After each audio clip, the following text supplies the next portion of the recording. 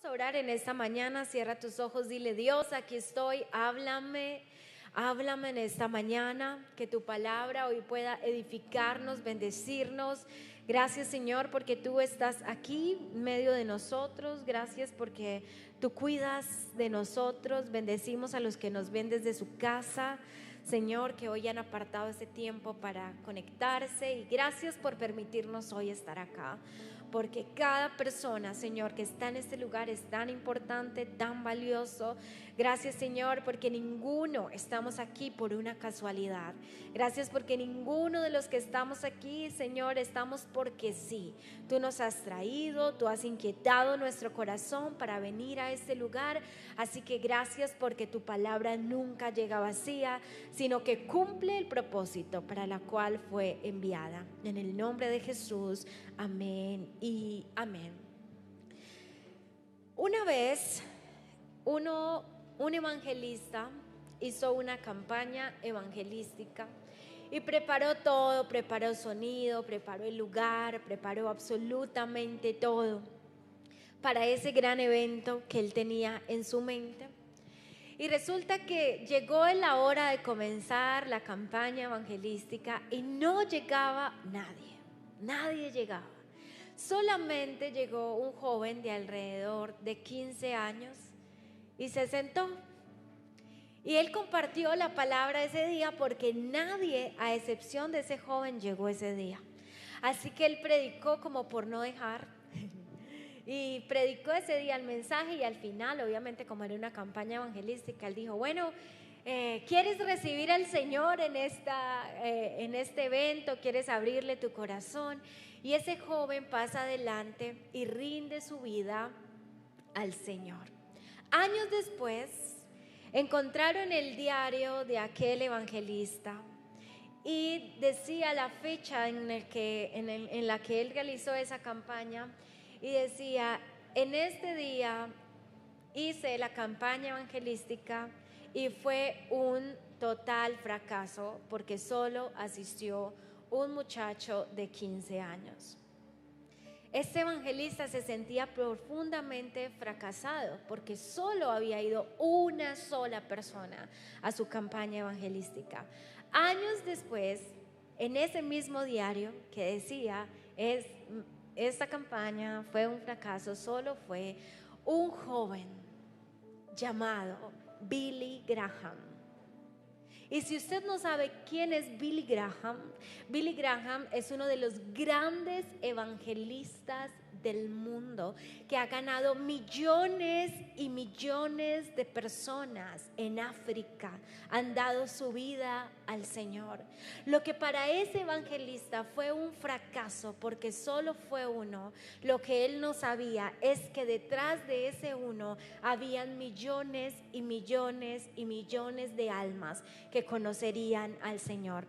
Y aunque de eso no voy a predicar en esta mañana, lo sentí el Señor compartirlo porque con el pastor hemos tomado una decisión, y es que sean uno, sean dos, sean tres, sean 10, 20 o 50, vamos a seguir adelante porque detrás de ti hay una generación de personas que amarán al Señor.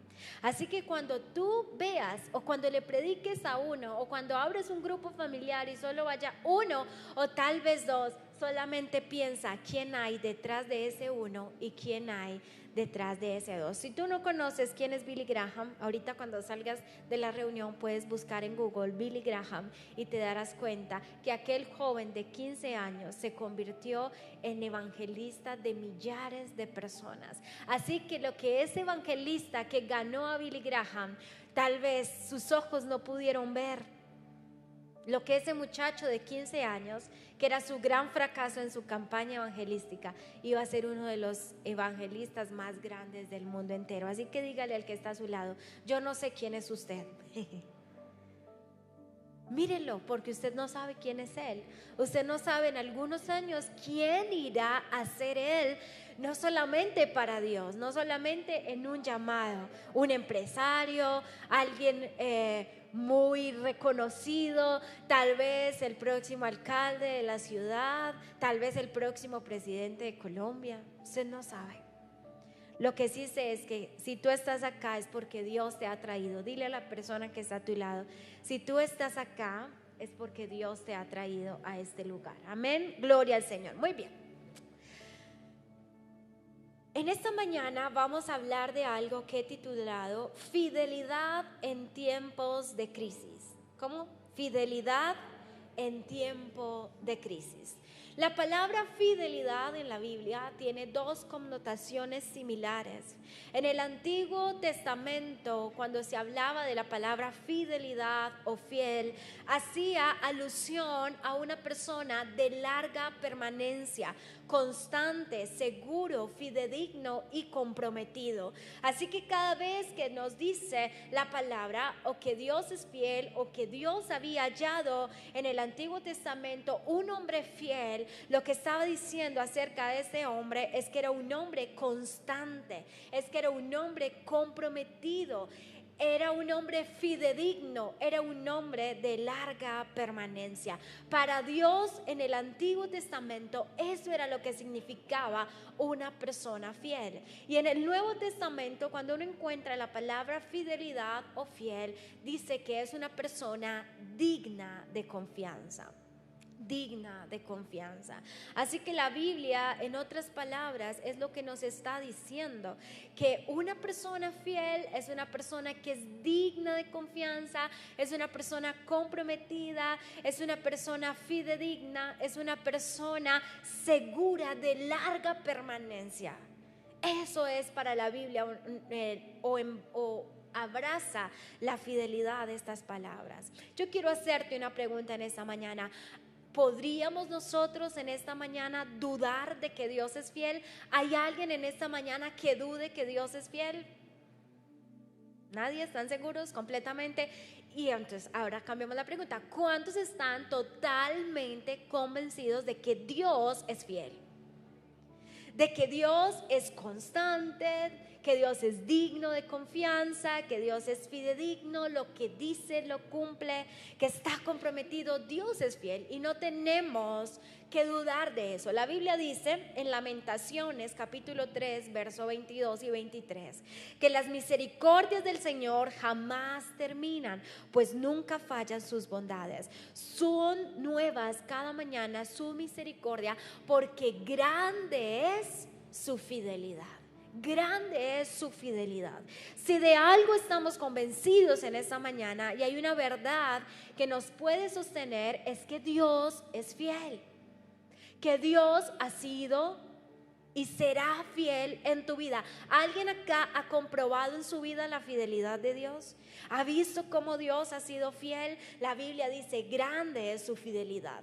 Deuteronomio capítulo 7 verso 9 dice, reconoce por tanto que el Señor tu Dios es el Dios verdadero, el Dios fiel, que cumple su pacto de generación tras generación y muestra su fiel amor a quienes lo aman y obedecen sus mandamientos. Dios es fiel, Él cumple sus promesas. Así que la Biblia en muchas partes nos ilustra o nos dice que Dios es fiel y sin duda alguna cada uno de nosotros podemos reconocer en nuestra vida que Dios ha sido fiel porque Él ha sido constante. De hecho, la Biblia dice en otra parte que a pesar de nuestra infidelidad, Dios permanece fiel. Y eso es algo muy hermoso, porque ¿a cuántos Dios ya era para que nos hubiera desechado a causa de nuestra infidelidad?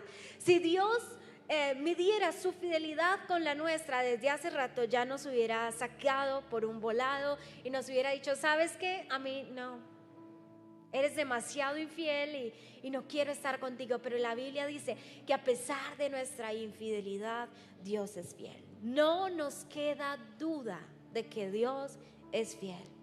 Ahora, de esto sí voy a predicar, y es, ¿podría poner a alguien en duda tu fidelidad? De la fidelidad de Dios no nos queda duda, pero de tu fidelidad, ¿alguien la podría poner en duda? ¿Tu familia podría poner en duda tu fidelidad? ¿Tus amigos podrían poner en duda tu fidelidad? el jefe o la jefe que tienes en ese momento podría poner en duda tu fidelidad. ¿Habrá alguien que pudiera poner en duda nuestra fidelidad? Y hoy vamos a hablar acerca de eso. Porque uno de los grandes problemas que hoy estamos enfrentando en la sociedad se llama crisis de valores. Estamos viviendo en una crisis de valores impresionante.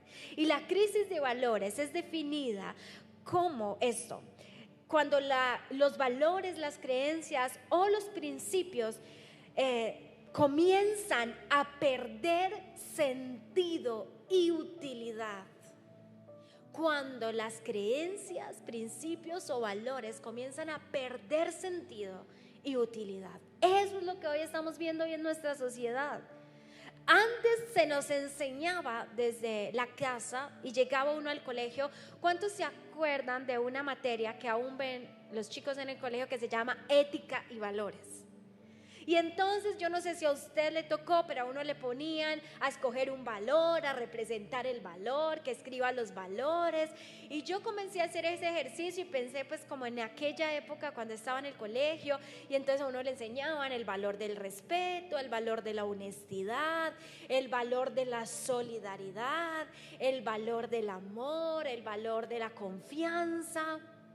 Y nos hacían énfasis de qué tan importante es vivir en esos valores. Pero hoy en día estamos en crisis de valores. Hoy en día lo que se nos enseñó en casa, lo que se nos enseñó probablemente en el colegio, a nadie le importa. A nadie le importa. A nadie le importa pasar por encima del otro. A nadie le importa ser honesto. Si te tengo que decir mentiras para que a mí algo me salga bien, te las voy a decir y no hay problema. Y entonces los valores dejaron de ser prácticos para nosotros hoy.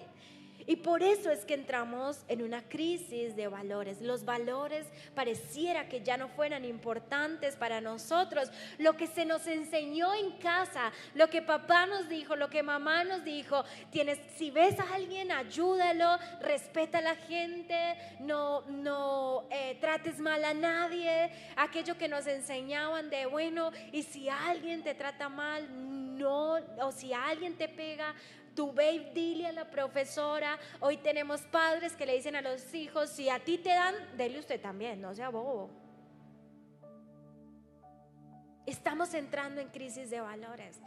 Cuando nosotros nos enseñaban a respetar al otro, que mientras haz lo que tengas que hacer, pero sin irrespetar al otro. Cuando tú llegues a irrespetar al otro, deja de hacer eso que estás haciendo, porque estás pasando por encima del otro. Hoy eso no se ve. Paso por encima de quien sea con tal de lograr lo que yo quiero lograr. Estamos en una crisis de valores. Nuestros hijos están creciendo en una sociedad donde los valores han perdido su valor y su utilidad. La intolerancia. Nos enseñaban en el colegio a tolerar nuestras diferencias, a tolerar al otro. Hoy en día vamos en el carro y pasamos por encima de todo, somos intolerantes. ¿Se ha encontrado usted dos personas cuando usted va en su moto, en su carro, en un taxi, se agarran porque el otro medio se le iba a pasar y se agarran por la ventana? Yo he visto taxistas, carros se bajan, sacan palos, de todo, y uno dice: pero Dios mío, ¿qué es eso tan horrible? ¿Saben por qué? Porque estamos en una crisis de valores. Ya los valores no son importantes. Y se está promoviendo en nuestra cultura hoy el egoísmo. Mientras tú estés bien, lo que pase con los demás no importa, no interesa. El que importa eres tú, cómo te sientas es tú, sin importar si el otro está triste, si tú estás contento, eso no importa. Esa es la crisis de valores que hoy estamos enfrentando. Y sin duda alguna, creo que vemos hoy en día que uno de los valores que más se ha perdido en la sociedad se llama la fidelidad. Ese compromiso con otros, ese amor con otros, el ser confiables para otros, ese valor se ha perdido. Ser personas fieles, fieles a otros, se ha perdido. Hoy no se respetan los compromisos. Hoy no se respetan los pactos.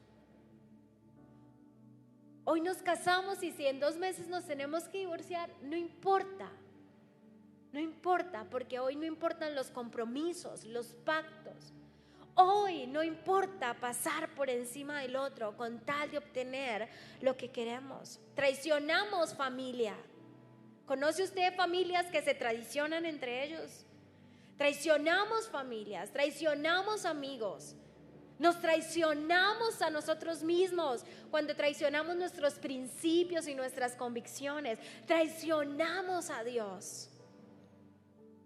Y como estamos en crisis de valores, realmente eso no importa mucho. Pero lo que Dios hoy nos está llamando, familia, es a recuperar el valor de la fidelidad en nuestra vida.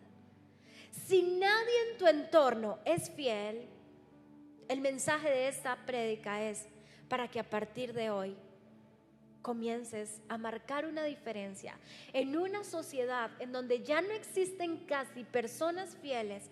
Comiences tú a ser una persona fiel. Comiences tú a ser una persona que cumple su compromiso, que es constante, que eres digno de confianza. La gente que está a tu lado puede confiar en ti. O cuando la gente que está a tu lado, empezando por los de tu casa, piensan en confiarte algo, dice, no, pues es mi mamá y todo, pero no le tengo confianza. Necesitamos ser una iglesia que muestre la fidelidad. Es muy triste encontrar hombres y mujeres de Dios que pasan por encima de la fidelidad. Murmuramos, tratamos mal al otro, somos de doble cara. Aquí le sonreímos, por detrás hablamos de él. Nos cuentan, nos confiesan algo y no nos importa publicarlo, decirlo, volverlo charla.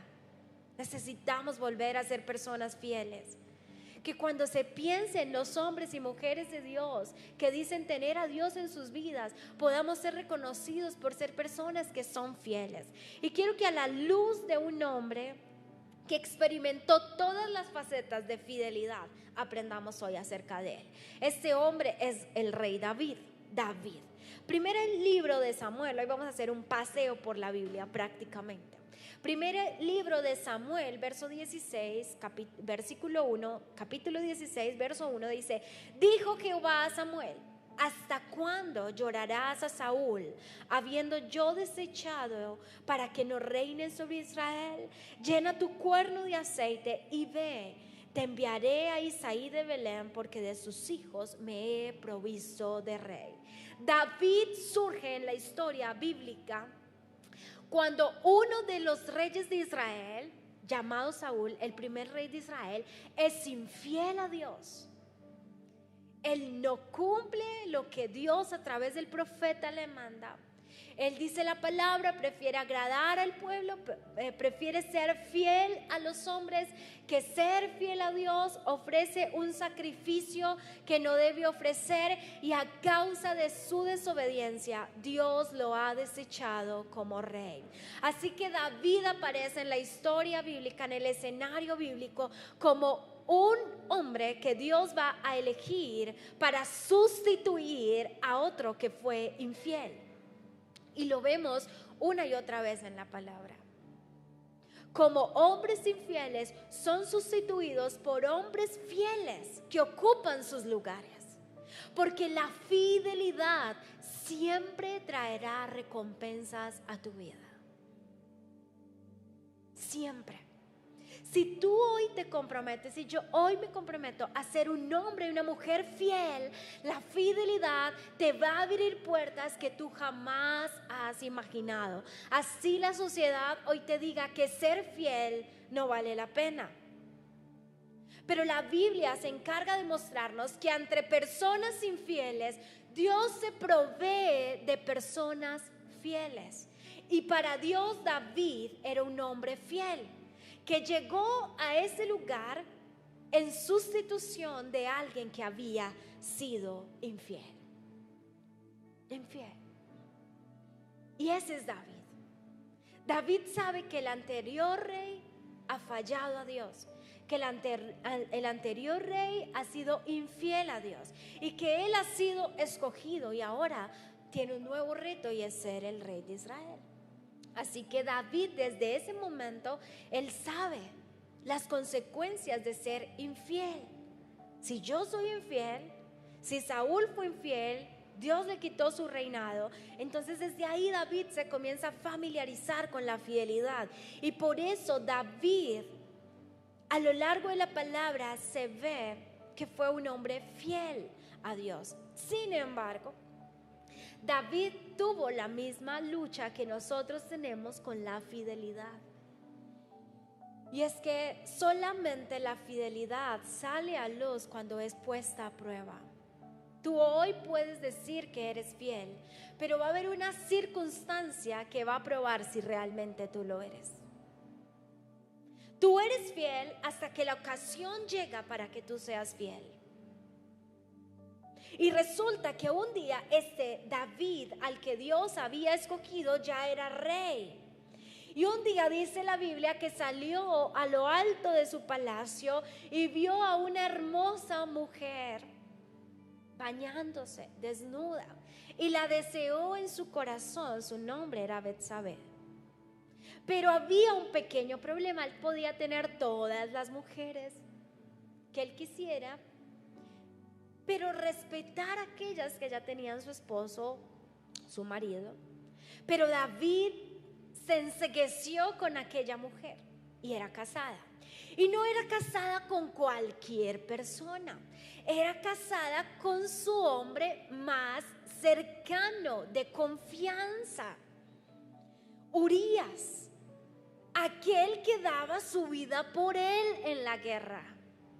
Así que David ya tenía en su corazón esa infidelidad y hace varias cosas para que Urías pueda como desechar a su esposa, pero no ocurre eso.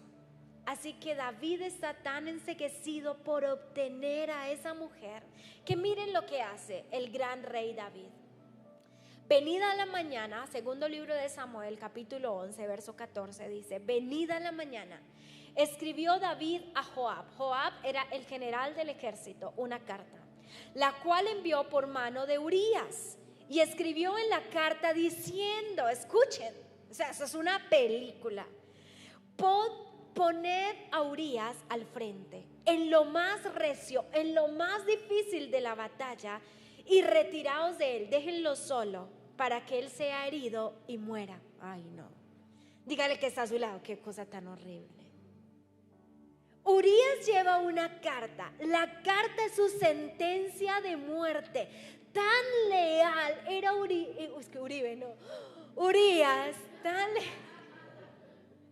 tan leal era Urías, que lleva la carta. No se le ocurre abrir esa carta. ¿A cuántos les hubiera dado curiosidad qué dice la carta? Ustedes, bueno, los que no me bañaron, los que están allá viéndonos en la casa, y no, pero ¿qué dirán esta carta? Pero era tan leal a David que él estaba llevando en su mano su propia sentencia de muerte. Él no la abrió porque donde la abra tiene la oportunidad de escaparse y el salvar su vida. Así que él se la entrega a Joab, el general, y lo que dice es: pon a Urías en lo más duro de la batalla y déjenlo solo para que lo hieran y muera. Efectivamente, así ocurrió. Urías murió en batalla. Y el rey David goleó, tomó su mujer para él. Ya no había estorbo en el camino. Así que David es infiel a su siervo. David paga con infidelidad a un hombre que le ha sido leal y fiel por años, simplemente porque le gustó su esposa.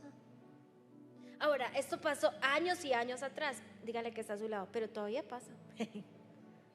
y más común, y no solo en temas de amor, en muchas cosas, en el trabajo, con los amigos, en las familias, ocurre infidelidad. Así que David no solo sabe que un rey fue infiel y por eso lo pusieron a él, sino que en algún momento de su vida él fue infiel a alguien. Pregúntate en esta mañana, no con el ánimo de acusarte a ti mismo, pero ¿has sido tú infiel a alguien alguna vez? ¿Alguien confió en ti, tú defraudaste su confianza? No te sientas mal. Hasta el gran rey David, por obtener un día lo que quiso, le fue infiel a uno de sus mejores hombres de guerra.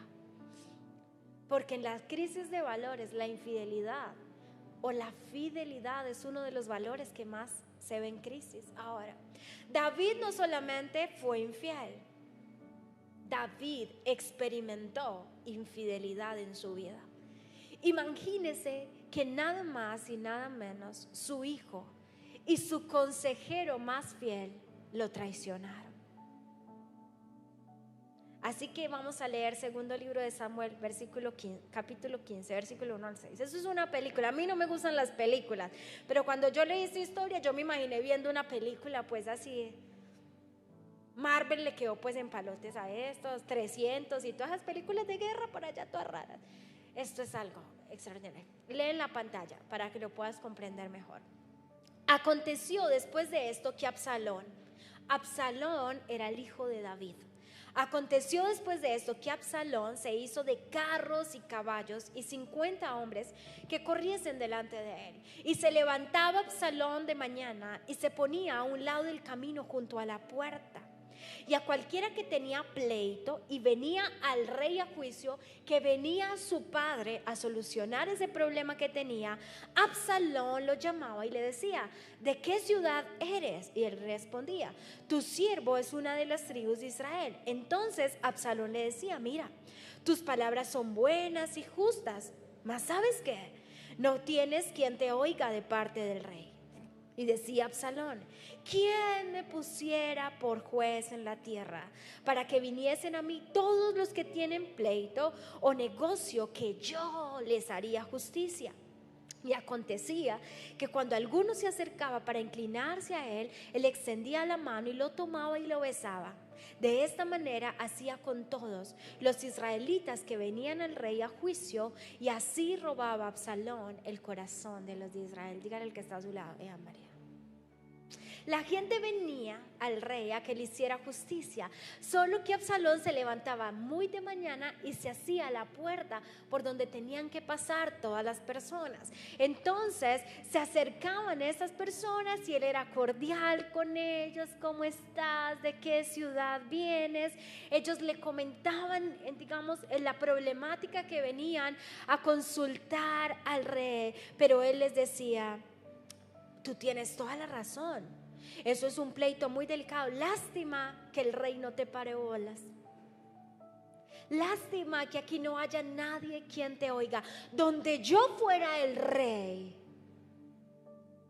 yo haría una justicia impresionante. Él comenzó a traicionar a su propio papá. Comenzó a poner en tela de juicio la función que David desempeñaba, y comenzó a acercarse a la gente, a deslumbrarla, a decirle: donde yo fuera juez, yo haría esto. Y me gusta mucho esta historia porque eso ocurre tanto hoy en nuestra sociedad.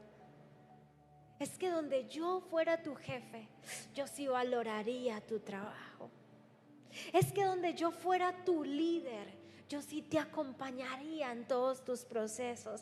Es que donde yo fuera tu pastor, yo potencializaría ese llamado que tú tienes. Lástima que tu pastor no te atienda. Lástima de que tu líder viva tan ocupado.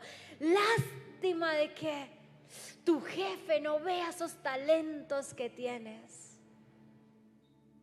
Y de esa manera comenzó Absalón a ganar el corazón del pueblo. algo que parecía bueno tenía una intención incorrecta. Y lo que Absalón tenía en su corazón era formar una división en el reino de su propio padre, porque su intención detrás de todo eso era que él quería ser el rey. Pero para que él pudiera ser el rey, tenía que vencer y acabar con el rey que estaba ahí, sin importar que fuera su papá. Dígale que está a su lado. ¿Conoces alguno? Familia, unos y otros dándose en la cabeza. Pero si es mi hermano, pero si es mi papá, pero si es mi primo, pero si es mi... Pasaba en la Biblia. Absalón comenzó a ganar el corazón del pueblo para ponerlo en contra de su padre, el rey David. Versículo 10. Entonces envió Absalón mensajeros por todas las tribus de Israel diciendo: cuando oigáis el sonido de la trompeta, diréis: Absalón reina en Hebrón. Y fueron con Absalón 200 hombres de Jerusalén convidados por él, los cuales iban en su sencillez sin saber nada. Y mientras Absalón ofrecía los sacrificios, escuchen, llamó a Ahitofel, consejero de David. Y la conspiración se hizo poderosa y aumentaba el pueblo que seguía a Absalón. No conforme con que mucha gente inocentemente estaba ganando su corazón para formar otro reino y derrotar a David, este Absalón, el hijo de David, llama a uno de sus hombres más cercanos, Ahitofel, su consejero. Y Ahitofel traiciona al rey David.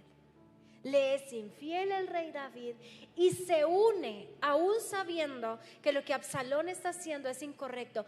Se une a Absalón porque creía que Absalón le iba a dar un lugar más privilegiado. Así que convocan un montón de gente para que Absalón pueda ser proclamado rey. Y ahí está Ahitofel, el hombre de confianza del rey David. ¿Cuántas veces tú has sido un hombre de confianza, una mujer de confianza para alguien y has sido a otras personas que lo que quieren es buscar la caída de en quien en ti ha confiado? Y han hablado a tu corazón y han sembrado cizaña en tu corazón. ¿Y cuántos de nosotros tal vez nos hemos ido tras ellos esperando tal vez algo mejor? En los trabajos ocurre mucho. Dice: y un mensajero vino a David diciendo: el corazón de todo Israel se va tras Absalón. Quiero que reflexiones en esto un momento. ¿Cómo se está sintiendo David en ese momento? Cuando su propio hijo y su hombre de confianza le están formando una división. Imagínate cómo se puede sentir él. Tal vez lo puedas entender porque tal vez alguien en algún momento de tu vida te fue infiel. Y entiendes lo que se siente cuando alguien que tú amas está haciendo lo incorrecto contigo. Así que yo creo que todos aquí en algún momento, cuando pensamos en David, podemos decir: debe estar sintiendo un dolor horrible en su corazón. Porque dos personas a quien él ama, porque dos personas en las que él confiaba, lo están traicionando. Ahitofel era el consejero de David. Versos 31 al 32. Y David subió. Miren, nos va a decir la Biblia cómo estaba David en ese momento. Y David subió a la cuesta de los olivos y la subió llorando. Porque cuando nos son infieles, nos da la lloradera. ¿Cuántos saben que nos da muchas ganas de llorar? Cuando alguien nos traiciona nuestra confianza, cuando alguien que dijo que estaría a nuestro lado se va tras una mejor oferta. Si tú eres jefe, tal vez lo entiendes. Eso duele el corazón. Y David está subiendo los olivos llorando, llevando la cabeza cubierta y los pies descalzos, que en ese momento lo que eso significaba era que estaba llevado. O sea, está mal. David está mal, le está doliendo profundamente lo que su hijo y su consejero le están haciendo. También todo el pueblo que tenía consigo cubrió cada uno su cabeza e iban llorando mientras subían. Y dieron aviso a David diciendo: Ahitofel está entre los que conspiraron con Absalón. Entonces dijo David: entorpece ahora Jehová el consejo de Ahitofel. Este Ahitofel era un buen consejero, tanto que cuando él confirma de que Ahitofel está con Absalón, a él no le queda otra que orarle al Señor y decirle: Señor, entorpece a Ahitofel, para que no se salgan con la suya, con lo que ellos quieren hacer. Pero David estaba muy triste. En esa tristeza, en el Salmo capítulo 41, versículo 9, porque si usted lee los salmos, un tip, si usted lee un salmo, hay salmos que David escribió en momentos de su vida. El Salmo 41 debe tener un título en tu Biblia que pueda decir como Salmo de David cuando Absalón lo estaba persiguiendo, o Salmo de David cuando estaba siendo perseguido por su hijo Absalón. Y el Salmo 41, 9, miren lo que David va a expresar en este salmo. David se lamenta y dice: incluso mi amigo íntimo, alguien en quien confiaba, uno que compartía mi pan, se ha vuelto contra mí. Y dice estudiando que aquí David estaba haciendo referencia a Ahitofel, aquel, mi amigo íntimo, en quien confiaba, uno que compartía mi pan, se ha vuelto contra mí. Yo sé que todos aquí hemos experimentado la infidelidad en nuestra vida, en cualquier área, en cualquier situación, y es doloroso. David lo vivió. David pudo experimentar en ese momento tal vez lo que pudo experimentar Urías el Eteo si él no lo hubiera matado, al enterarse de la traición que él había hecho con su esposa. David experimentó lo que era ser que alguien le fuera infiel. Él lo sabe.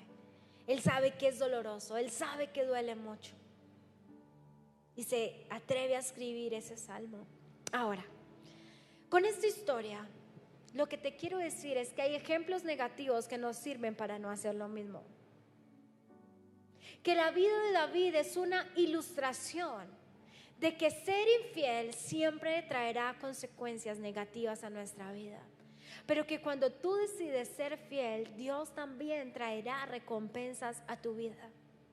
Esta prédica te lleva a dos direcciones: a pensar en quienes te han sido infieles en algún momento de tu vida, pero también te debe llevar a pensar en cuando tú has sido infiel a alguien en algún momento de tu vida.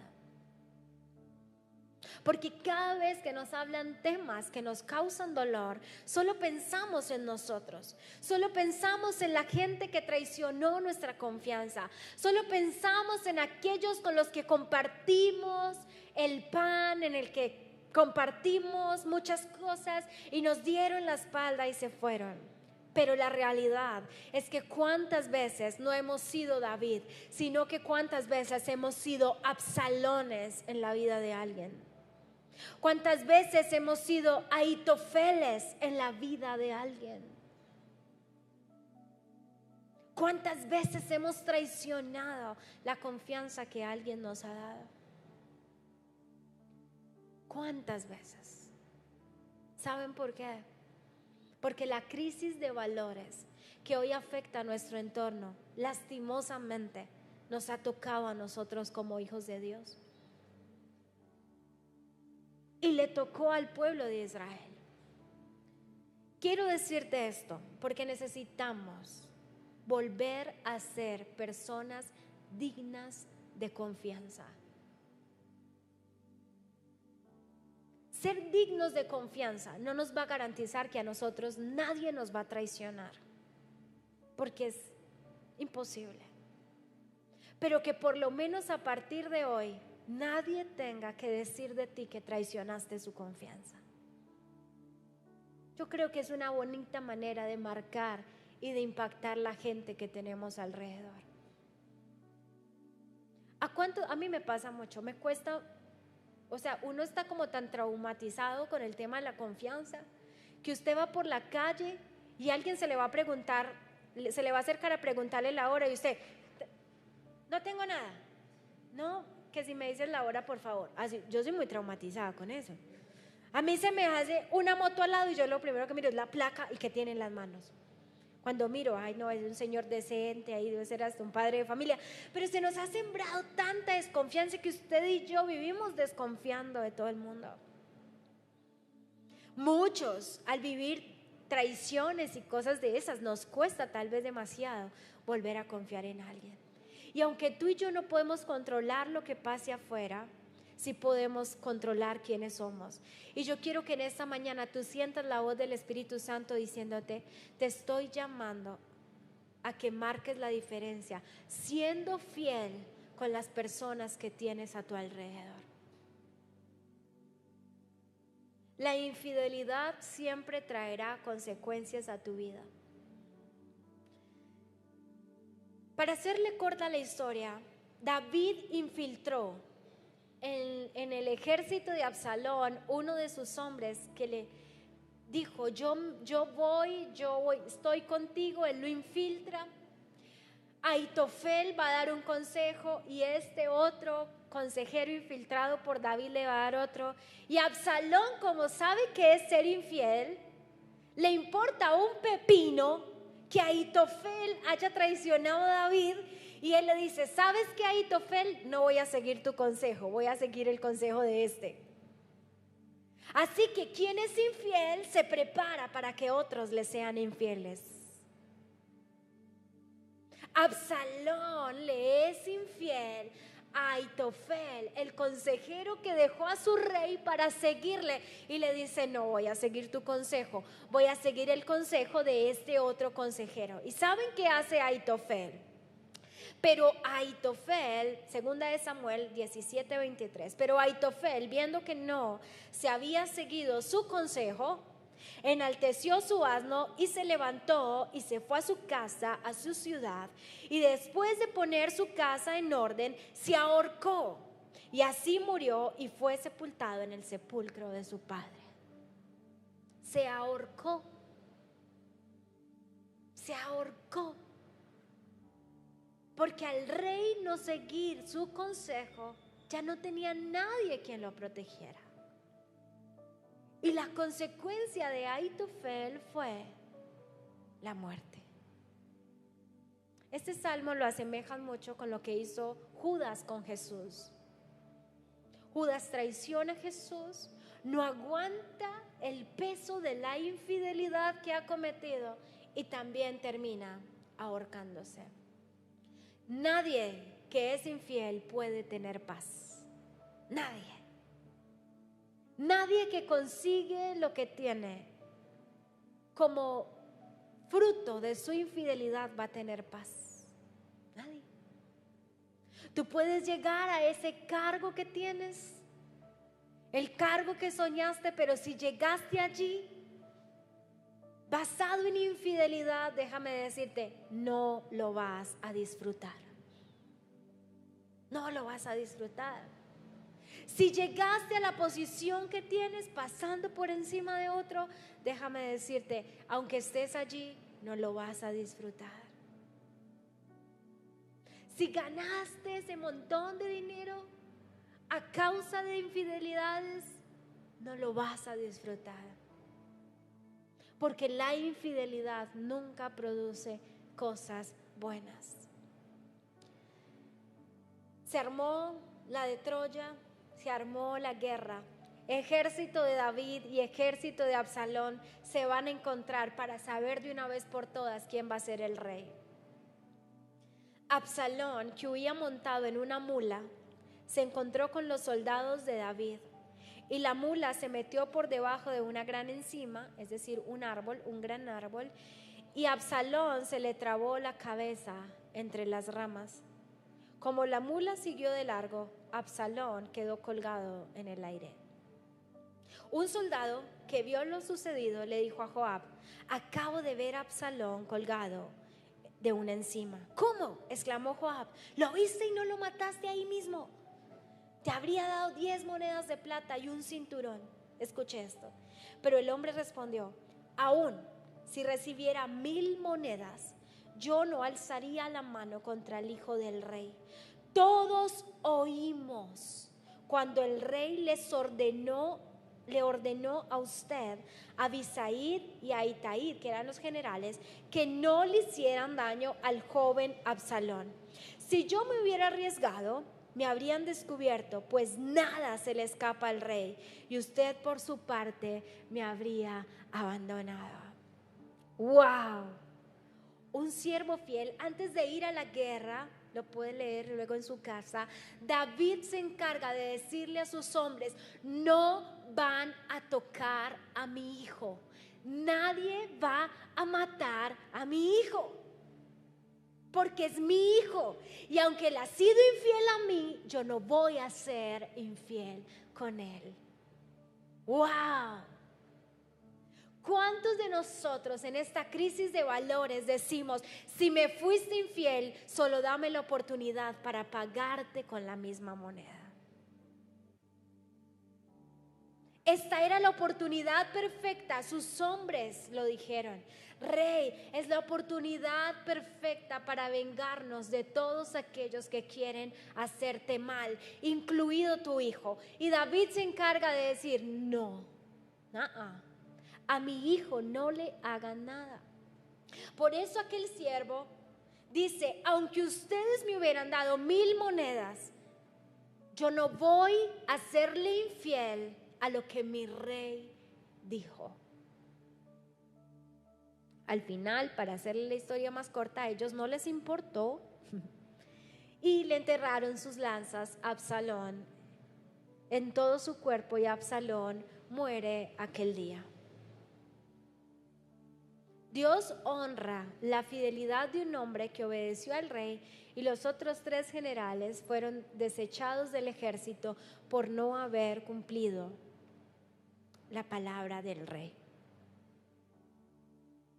Habrán muchas oportunidades para que tú pagues infidelidad con infidelidad. Muchas.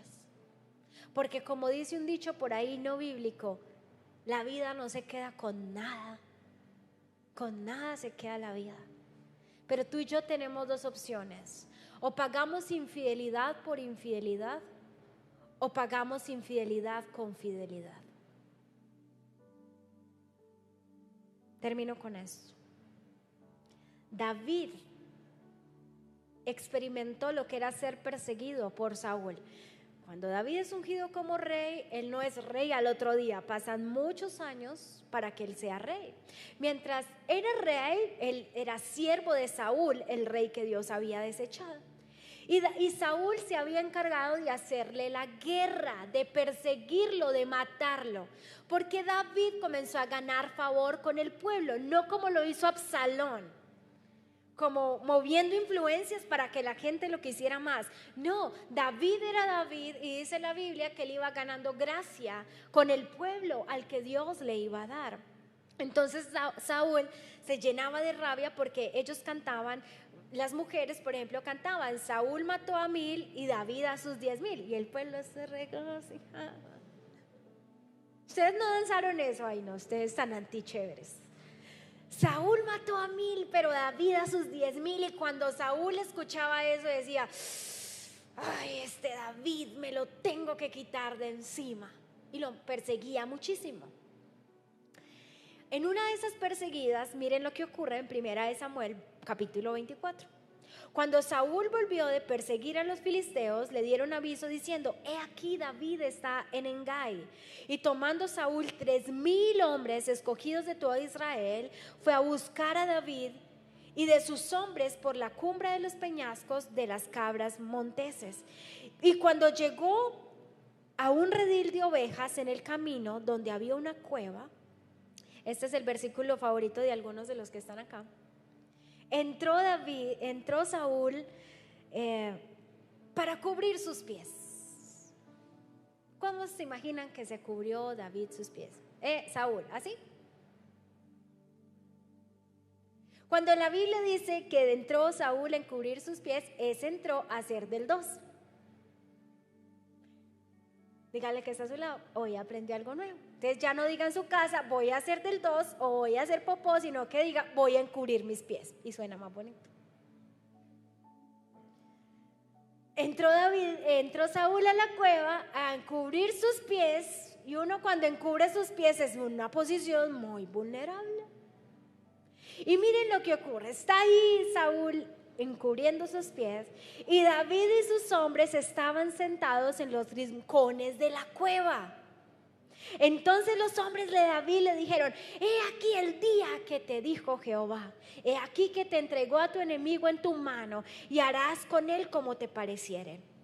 Y se levantó David y calladamente cortó la orilla del manto de Saúl. Pero después de esto se turbó el corazón de David, porque había cortado la orilla del manto de Saúl.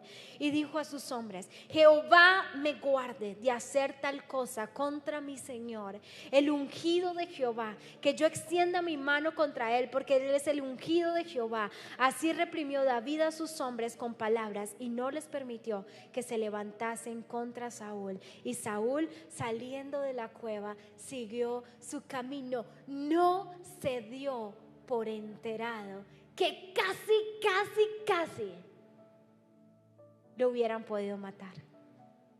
Él está allí, los hombres están aquí, sus hombres dicen: Dios es muy bueno, gloria al Señor, aquí se lo puso, matémoslo. David alcanza a cortar el borde de su manto y él siente en su corazón: no, yo no puedo pagar infidelidad con infidelidad. Él es el ungido de Dios y yo no voy a tocarlo. Y Saúl se para de esa cueva y nunca más vuelve, y no sabe que a quien él persigue le ha salvado su vida. Yo quiero preguntarte en esta mañana: ¿cómo vas a responder a la infidelidad de la gente? ¿Acaso David no nos está dando un ejemplo de responder de manera diferente? Tal vez tú has venido en esta mañana pidiéndole al Señor una oportunidad, como lo detectaron los hombres de David, para hacer justicia. Y pareciera que era la oportunidad de Dios. Pero simplemente esta historia está escrita para mostrarnos de que como hijos de Dios necesitamos dejar de pagar infidelidad con infidelidad. Dijo David en un momento, hizo un pacto con su mejor amigo Jonatán, que si alguno de los dos moría, el uno se encargaba de la descendencia del otro. Y pasaron muchos años y David se acordó del pacto y le pregunta a uno de sus siervos: ¿ha quedado alguien de la casa de Saúl en quien yo haga memoria por mi amigo Jonatán? Y le dijeron: sí, hay uno, Mefiboset. Y él lo manda a llamar y le devuelve todo lo que había a él. ¿Saben por qué? Porque David aprendió a ser un hombre fiel. Y aunque Jonatán ya no estaba, Mefiboset ni sabía de aquel pacto que ellos habían hecho, había uno que sí recordaba las promesas que había hecho. ¿Sabes que ser infiel es no cumplir lo que has prometido? Yo creo que muchos de nosotros tendremos que salir hoy a cumplir promesas que hemos hecho, porque una persona fiel cumple sus promesas. Nuestro gran reto hoy, familia, es aprender a ser fieles en medio de una sociedad que no lo es. Tú puedes unirte a la corriente y decir: pues todo el mundo es así, todo el mundo alcanza lo que quiere a costa de muchas cosas, pues todo el mundo paga mal por mal, pues quien es infiel conmigo, yo soy infiel con él, normal, eso dice la sociedad. Pero saben una cosa, nuestro gran reto y lo que Dios quiere decirnos hoy es: comencemos a ser un pueblo fiel en medio de una sociedad que no lo es. El año pasado, no hace muchos años, el año pasado Dios me dio esta palabra, Gálatas 6:9, que dice: no nos cansemos pues de hacer el bien, porque a su tiempo segaremos si no desmayamos. Así como la infidelidad trae consecuencias, la fidelidad de Dios y la fidelidad tuya trae bendiciones. No te canses de ser fiel. Ay, es que a mí ya me han hecho muchas. No, es que yo por bobo, fiel bobo, fiel bobo. No te cansas. Yo sé, yo me he cansado muchas veces. Muchas veces me he cansado. Y Dios a través de esta palabra dice: no te canses de hacer el bien. Señor, estoy cansado. No, van a decir que los cristianos no son unos bobos. Una cosa es ser bobo, otra cosa es ser fiel. No te canses de hacer el bien, porque a tu tiempo segarás. Nadie que es fiel se queda sin recompensa. Quien es infiel podrá llegar a donde quiere llegar, pero recuérdate esto: nunca tendrá paz si lo que obtuvo fue producto de una infidelidad. Nunca tendrá paz. Salmo 101:6 dice: pondré mis ojos sobre los fieles de la tierra, para que habiten conmigo. Solo estarán a mi servicio los de conducta intachable. Pondré mis ojos sobre los fieles de la tierra y habitarán conmigo. Quiero hacerles una pregunta y terminamos. ¿Cuántos quieren que los ojos del Señor estén sobre ellos? Vamos a comenzar a ser un pueblo fiel. No solamente busques ser fiel a Dios, que es lo que uno esperaría escuchar en una predicación. Sé fiel a Dios. Yo quiero decirte hoy, no solamente seas fiel a Dios, sé fiel a ti mismo. Sé fiel a tus convicciones y a tus principios. Sé fiel a tus valores. Sé fiel a tu familia. Sé fiel a tu familia. Sé fiel a tus padres, a tu esposo, a tu esposa. Sé fiel a tu llamado. A lo que Dios te ha dicho que hagas, sé fiel a tu llamado. Sé fiel a tus amigos. Sé un hombre digno de confianza. Sé fiel a la iglesia en donde Dios te ha puesto. Sé fiel. Sé fiel a la empresa en donde Dios te ha colocado hasta el final. Tal vez tu sueño es otra empresa, pero sé fiel a esa empresa hasta que Dios te saque a la empresa que Él te ha prometido. Pero sé fiel. Que si hay una cualidad que resalte de ti, sea la fidelidad. Necesitamos tener fidelidad en tiempos de crisis. Cuando ya no está en uso la fidelidad, Dios nos está hoy llamando a convertirnos en hombres y mujeres fieles. Ponte sobre tus pies. Y quiero que con tus ojos cerrados puedas reflexionar en dos direcciones.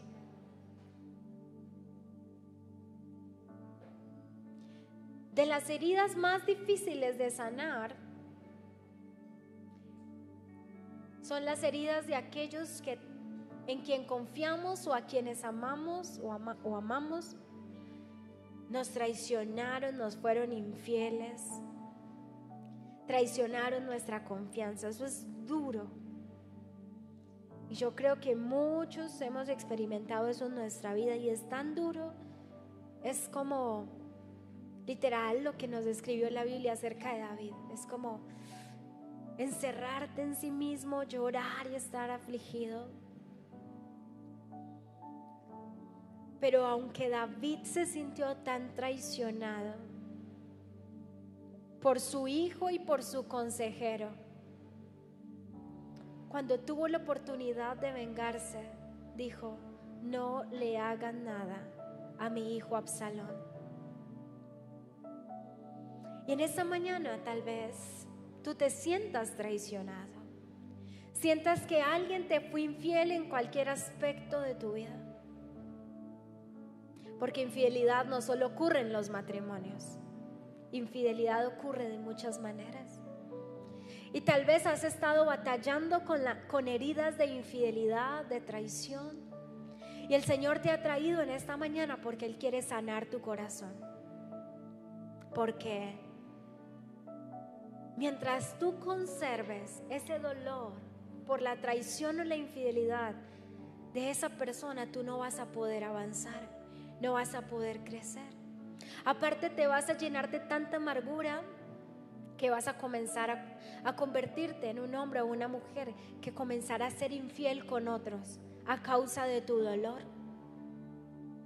Las relaciones con las demás personas a causa de ese dolor se va a dañar también, no solamente con quien te hizo la traición, sino con quien están a tu alrededor, y te va a costar confiar en tu familia, confiar en nuevas personas, confiar nuevamente aún en Dios. Pero Dios te ha traído aquí para sanarte, porque Él sabe, Él vivió la infidelidad. Él vivió la infidelidad y aún así no dejó que el dolor gobernara su corazón. Pero también quiero que en esta mañana tú puedas reflexionar y puedas pensar: ¿con quién has sido infiel tú? ¿Qué personas estarían hoy sentadas aquí pensando en que tal vez tú les fuiste infieles? En que tal vez fuiste tú quien defraudaste su confianza. Que pienses en esta mañana en esa otra dirección en la que casi nunca pensamos. Y que esta también sea una mañana, no solamente para que tu corazón sea restaurado, sino para que tú puedas restaurar el corazón de otros. Tal vez hay relaciones que ya no vas a poder recuperar, pero comprométete hoy a ser fiel en las relaciones que tienes en este momento. Tal vez a causa de tu infidelidad se rompieron buenas relaciones que ya tal vez muchas de ellas no sean recuperables. Pero ¿qué tal si tú hoy le dices: Señor, ayúdame a ser fiel con los amigos que hoy tengo, con la familia que hoy tengo, con la esposa que hoy tengo, con el esposo que hoy tengo, con mis papás? Que es una relación que no puede ir rompiendo de la noche a la mañana. Tal vez tus papás te fueron infieles a ti, pero David nos enseña que en las relaciones familiares el amor debe ser mucho más fuerte. No dejes que las relaciones con tu familia se rompan. No dejes que tu corazón se rompa. Si los demás no son fieles, sé tú fiel. Si en tu familia todos son infieles, sé tú el fiel. Si en tu empresa todos son infieles, sé tú el fiel. Si tus amigos todos son infieles, sé tú el fiel. Es el llamado que Dios nos está haciendo en esta mañana, familia,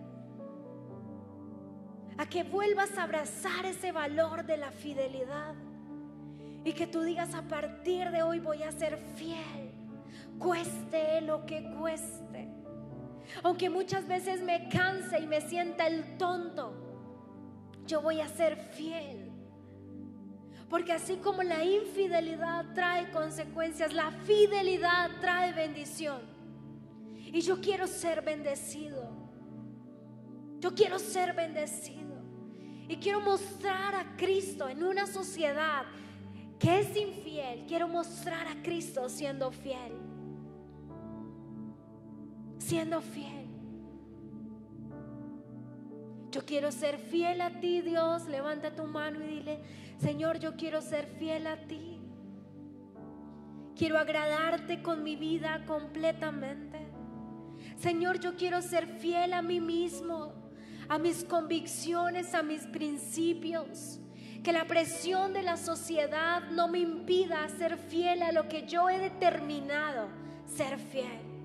Ayúdame a ser fiel a mi familia, a no murmurar de mi familia, a no quejarme de mi familia, a no buscar la caída en miembros de mi familia. Ayúdame a ser fiel con mi casa. Si tú eres casado, dile: Señor, ayúdame a serle fiel a mi esposa. Ayúdame a serle fiel a mi esposo hasta el final. Ayúdame. Dile, Señor, ayúdame a ser fiel a mis amigos. Que yo pueda ser digno de confianza para mis amigos. Ayúdame. Ayúdame a ser fiel, Señor, con mi llamado. Ayúdame a no abortar mi llamado, a ser fiel a lo que tú me has dicho que haga. Dile, Señor, ayúdame a ser fiel en la iglesia en donde tú me has puesto, en este lugar. Ayúdame a ser fiel. Ayúdame a ser fiel en la empresa en donde tú me has colocado. A levantarme todos los días con el ánimo de sacar esa empresa donde tú me has puesto adelante. Ayúdame a ser fiel a mi jefe que confía en mí. Ayúdame a ser fiel a mis discípulos que abren su corazón a mí. Ayúdame a ser fiel a ellos. Ayúdanos a ser fieles. Queremos ser una generación fiel. Ese es nuestro gran reto, Padre. Que nos ayudes a ser fieles en un tiempo en donde la fidelidad es un valor que ha perdido su valor y su sentido. Gracias, Señor, porque podemos ser como David. Cuando tenemos la oportunidad de sembrar infidelidad, optamos por sembrar fidelidad. Ayúdanos a cumplir las promesas que hemos hecho. Hay gente aquí en esta mañana. Es más, el Espíritu Santo está trayendo a tu memoria promesas que has hecho, que no las has cumplido. Tal vez muchas de ellas las olvidaste. Sé un hombre fiel, un hombre que cumple sus promesas, una mujer que cumple sus promesas. Tal vez tendrás que salir de aquí a cumplir promesas. Y esas acciones serán una demostración de que quieres ser fiel. Fiel en todo sentido. Ayúdanos a tener fidelidad en tiempo de crisis. A ser una iglesia que es fiel en medio de la crisis de valores que estamos viviendo.